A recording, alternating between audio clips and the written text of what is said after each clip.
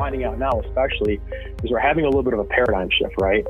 So when you're choosing pumps, it's not always about, I'd say, efficiency nowadays, but perhaps we need to start looking at the actual application, what is that lift station pump actually servicing, right?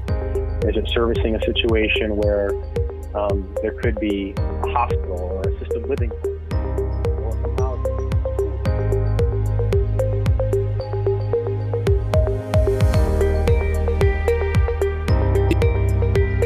You're listening to The Efficiency Point, a podcast from Modern Pumping Today magazine.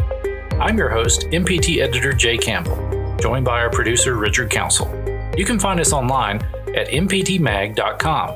And please rate, review, and subscribe on your preferred podcast app, Apple Podcasts, Stitcher, whatever you're listening to. It really helps get the word out.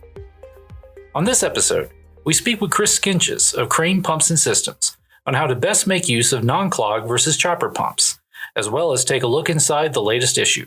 But first, some headlines. First up today, the Environmental Protection Agency recently released a draft of the National Water Reuse Action Plan. This plan is open for public comment for the next 60 days following its publication to the Federal Register. The EPA is soliciting feedback on how to prioritize and implement these proposed actions. This draft plan outlines a set of proposals aimed at supporting and advancing water reuse around the country. The included actions can be led by federal agencies, as well as actions that can be led by industry experts, the private sector, and the research community. The process of creating the plan was facilitated through a multi-month collaboration that developed recommendations jointly with many nonprofit organizations and industry trade associations in the water industry. Associations such as the Water Reuse Association, the Water Environment Federation, the National Association of Clean Water Agencies, and the Association of Metropolitan Water Agencies all contributed to the report. Many of those recommendations are reflected in the draft proposal that is up for review. Concerning this report, David Ross, the EPA's Assistant Administrator for Water, noted 40 states anticipate experiencing fresh water shortages in certain regions within their borders over the next decade. Diversifying our nation's water portfolio must be a nationwide priority, and water reuse has the potential to ensure the viability of our water economy for generations to come. Recycled water has a multitude of applications, including agricultural irrigation, industrial cooling, environmental restoration, and drinking water supply. The draft action plan supports many of those uses and acknowledges the variety of driving communities, businesses, and others toward water recycling, including drivers related to concerns over water supply, water quality, water security, and sustainability. If you're interested in looking at a full draft of the proposed Water Reuse Action Plan, please visit epa.gov. In other news, Transparency Market Research has released a new report on the sewage pump market, forecasting the period from 2019 to 2027. According to this report, the global sewage pump market is expected to reach an estimated $16.9 billion by the year 2027. In terms of volume, the market is expected to reach approximately 29 million units. Globally, residential construction is increasing with the rise of population, which is driving the growing number of wastewater treatment plants, and also sewage pump sales. Looking at regionally, in North America, construction grew by roughly $1.1 billion in 2016 to $1.3 billion in 2019. Also, an increasing number of treatment plants is driving the demand for sewage pumps. And even though the actual volume of wastewater has decreased in the United States, higher quality sewage pumps are required because sewer transportation and the nature of modern wastewater is now requiring movement of less liquid and more solids and disposables. We'll speak more on this issue later in the show when we discuss the difference between non-clog and chopper pumps with Chris Skinches from Crane Pumps and Systems. In Europe, construction industry is on the decline. Having reached $5 billion in 2017, it has decreased to $3.6 billion by the end of 2018. A notable exception is in Germany, where the construction market has grown 10.6% to reach $450 billion during that same period, with a forecast of $476 billion by the end of this year. Looking in the Asian Pacific region, as you'd expect, China is the most dominant player in the sewage pump market. India is a close second. And one interesting note, Japan, which is home to a mature sewage pumps market, is expected to increase its demand for sewage pumps due to a preparation for the Tokyo Olympics next year in 2020. In the Middle East and Africa, water scarcity makes reuse of sewage water crucial, and wastewater treatment plants play an important role in that effort. The report finds that trends in population growth and residential, industrial, and commercial development are going to push the sewage pump market higher. A similar forecast is projected for South America due to an increase in the number of wastewater treatment plants and a large number of sewage pump manufacturers investing in that region in the near future.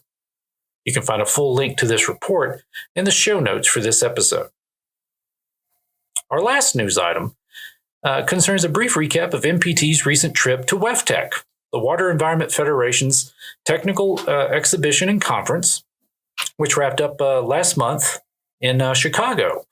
As you'd expect, it was a very busy and successful show because WEFTEC is the water industry's largest annual event, and it seems to get bigger every year. And speaking of big, one of the interesting news items that we covered on the floor was speaking with Lamar Barnes, CEO of U.S. Water. His company was recently acquired by Japanese water treatment giant Kurita. Kurita Water Technologies has annual revenues in excess of $2 billion and has locations throughout Asia, Europe, South, and North America. But this acquisition in the spring is the company's first major expansion into the American water treatment market. The deal was finalized in March, so Kurita is now poised to, if you'll pardon the pun, make a big splash in domestic water treatment. Our producer, Richard Council, is also MPT's social media manager, and he was in attendance as well. Richard, what did you think of your first WEFTEC? I enjoyed it. It was a lot bigger than I thought it was going to be. Everybody told me it was going to be pretty large, but I got a lot of steps in and I met a lot of good people. So I definitely enjoyed it. I always enjoy going to these water shows because I love meeting the people in the water industry. The joke we always say is that for municipalities, they're in water because they have to be. And on the industrial side, they're in water because they want to be. And it's a lot of fun to meet people that are pretty driven in their industry. No, absolutely. It's definitely mind blowing, coming from, the digital side of what I've always done in my career field and meeting everybody that, they definitely love water. And I think it's good to see that transition. Were you also, was this also your first trip to Chicago? First trip to Chicago, yeah. Did you try the deep dish pizza? I did. Richard, I'm so disappointed. We are a thin crust pizza podcast. That is our official party line. Thick crust pizza, deep dish pizza is casserole. That's our official podcast. We're losing listeners and subscribers by the second, but you have to stand on principle. It's basically lasagna bread. I mean, you could just call it lasagna pizza, and I think that's a fair statement. Yeah, it's very tasty. It's just it's not pizza. Plenty of cheese, that's for sure. Plenty of cheese, plenty of everything. It's just come on. Thin crust is the way to go.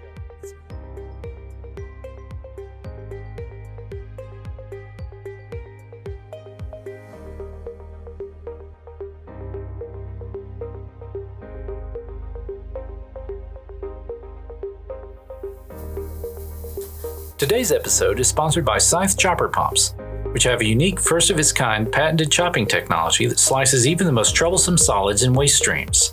Scythe Chopper Pumps provide high reliability, ability to upgrade, ease of servicing, and low life cycle cost. Scythe Chopper features include an open center cutter design, field-replaceable heat-treated stainless steel blades, plug-and-play cord, liquid-cooled motor, and 3-week lead time, making it the preferred pump of choice to solve clogging in municipal wastewater applications. For more information, visit scythechopper.cranepumps.com.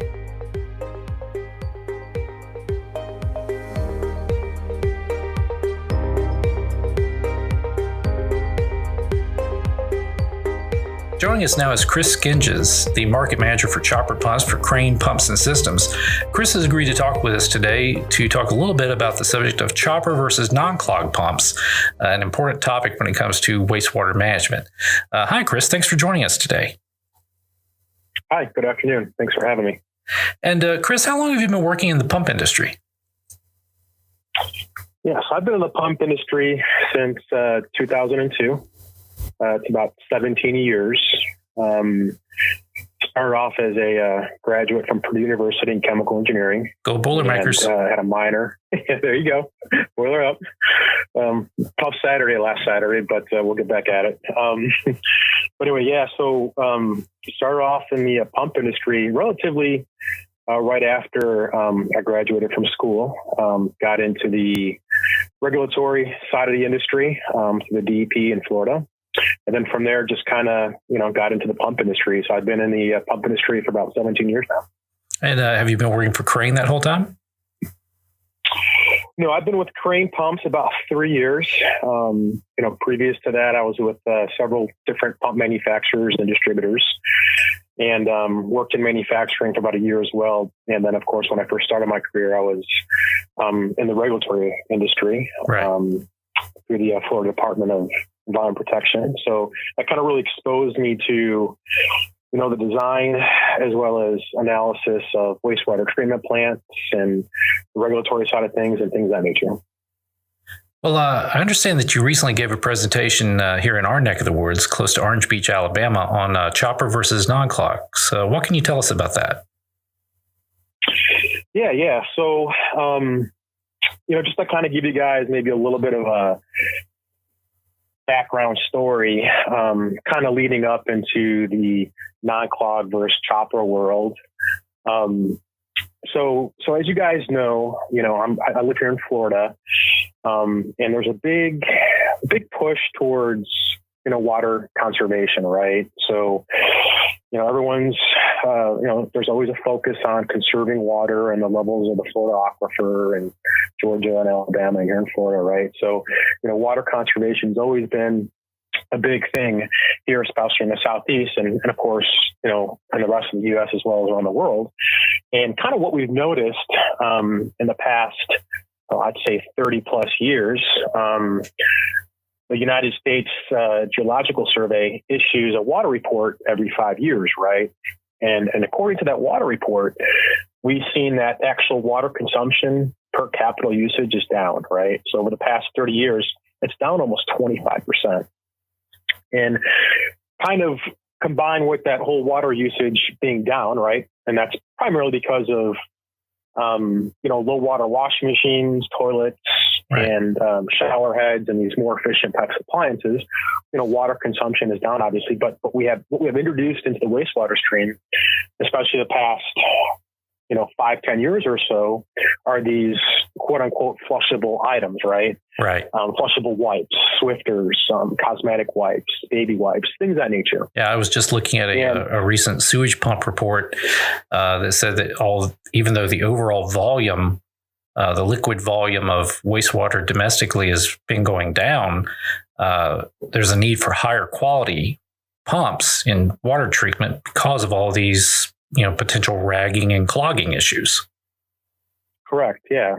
So the percentage of solids is increasing in the wastewater stream, and that's wreaking havoc, like you said, in collection systems, right?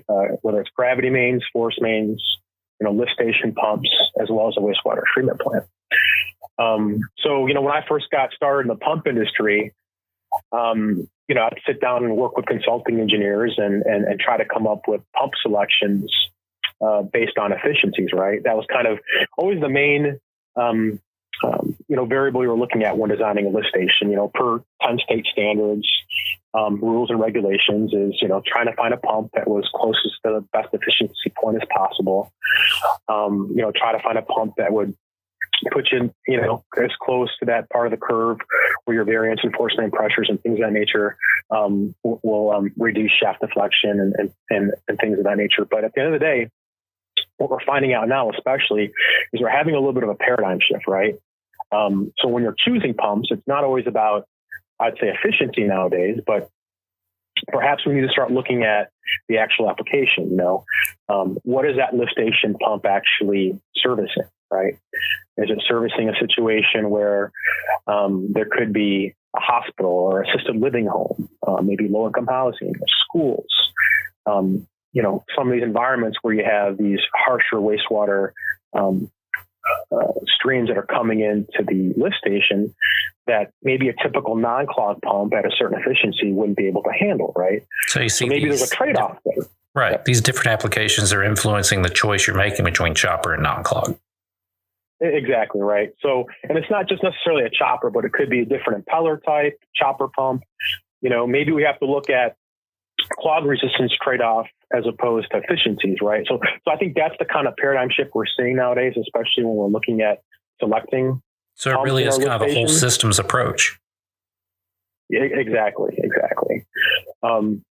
So that's kind of what's driving a lot of this in terms of, looking at a chopper pump as opposed to a non-clog pump is the true application, because at the end of the day, how efficient is a clog pump, right? A clog pump, it may be more efficient than, say, a chopper pump or a vortex type pump impeller. But, if you're having to go out there and unclog that pump 3, 4, 5 times a year, there's, labor costs and, travel costs and things of that nature that tie into the overall cost and life cycle of that particular pump, right? Whereas opposed to if you're just looking at straight up efficiencies, are you really getting your ROI, right? Depending on a non-clog pump or a chopper pump or different type of impeller when it comes to handling some of these harsher wastewater applications. How has that kind of outlook affected the work that you're doing at Crane? Yeah, so Crane is kind of, one thing about Crane is we're very proactive and going out there and truly understanding the needs of our customers, right? So a couple of years back, we went out and did a voice of customer, and we were trying to truly understand what the needs of our customers were in this wastewater treatment / lift station environment. And what we found when we talked to different engineering consulting firms, end users, counties, cities, municipalities, as well as contractors, is that pumps are clogging more now than ever, right? So there's definitely a need to come up with a solution to kind of cater to that new wastewater treatment plant and wastewater treatment lift station environment I was talking about, right? So we were kind of on the forefront of understanding that we need to come out with a product that's going to help our customers solve problems. And the biggest problem we needed to solve was clogging, right? And traditional non-clog submersible pumps weren't able to solve those problems. So that's why we decided to come out with a chopper pump to kind of go after those applications and really solve problems and save our customers a lot of money. And what have you been seeing the response as? The response has been overwhelming. So we're going out and talking to different customers. I'm finding, for example, that there's a lot of municipalities out there that have lift station pumps that are clogging on sometimes a weekly basis, right?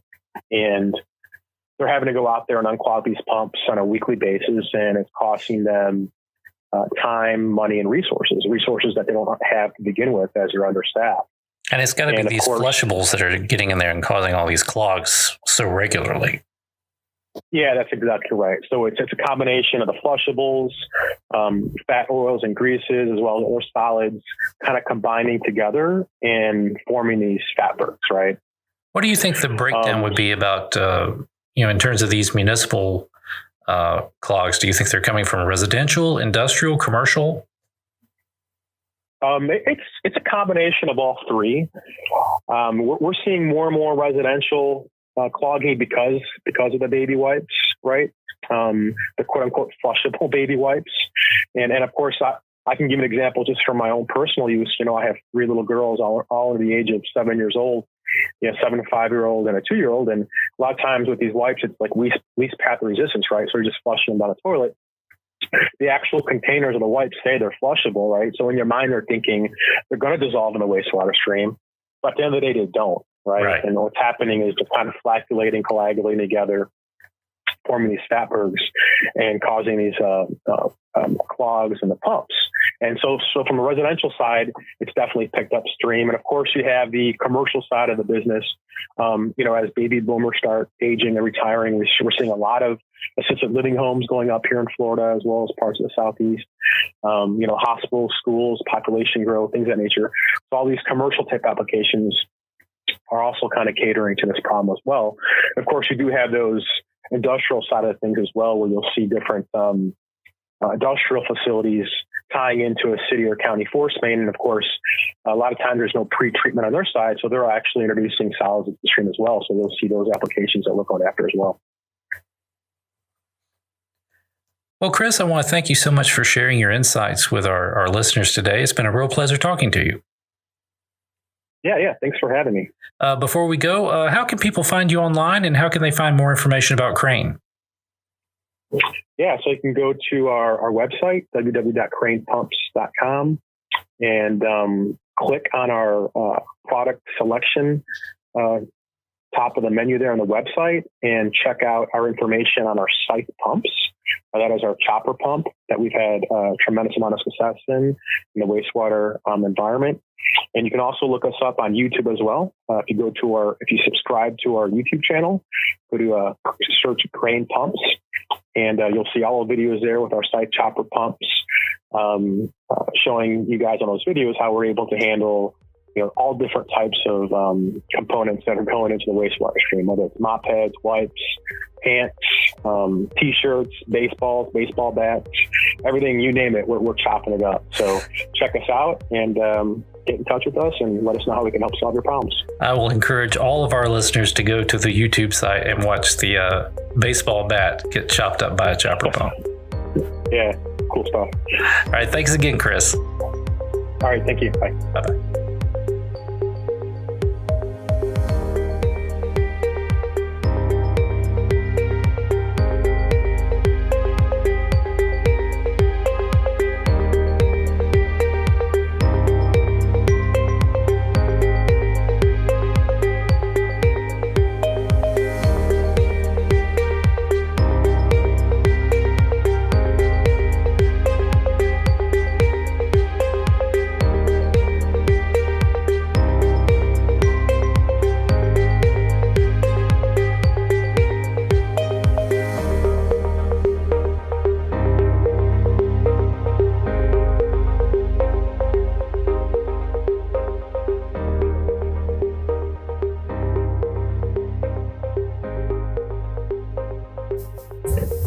Just a heads up, the October issue of MPT is already in subscribers' hands, and since it's getting close to Halloween, we have both tricks and treats in this month's issue.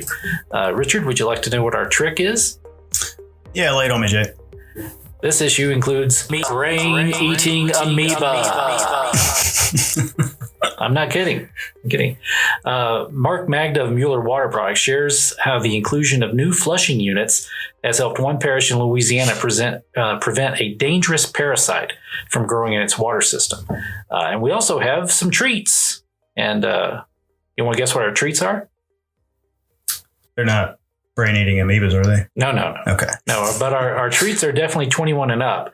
Rick Allen of BioLensis speculates on how the introduction of CBD and THC products into mass consumption may affect wastewater treatment. And he argues for the importance of every municipality to complete a pre-treatment survey. There's already the problem of fog, fats, oils, and grease in wastewater treatment. Now that CBD oil is becoming more and more popular, it's going to be a concern going forward. So CBD oil just being poured down the drain, or from individuals? Oh, no, from its production.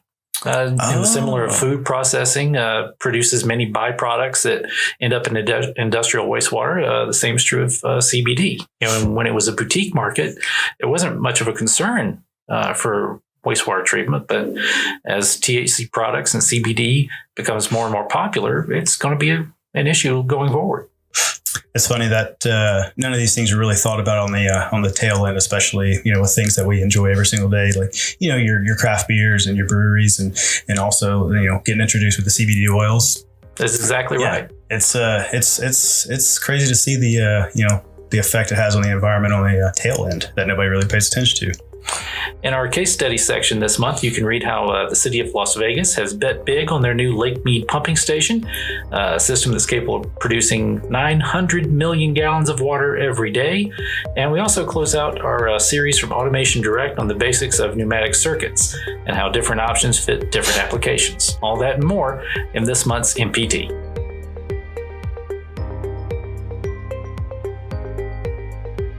This has been The Efficiency Point, a podcast from MPT Magazine.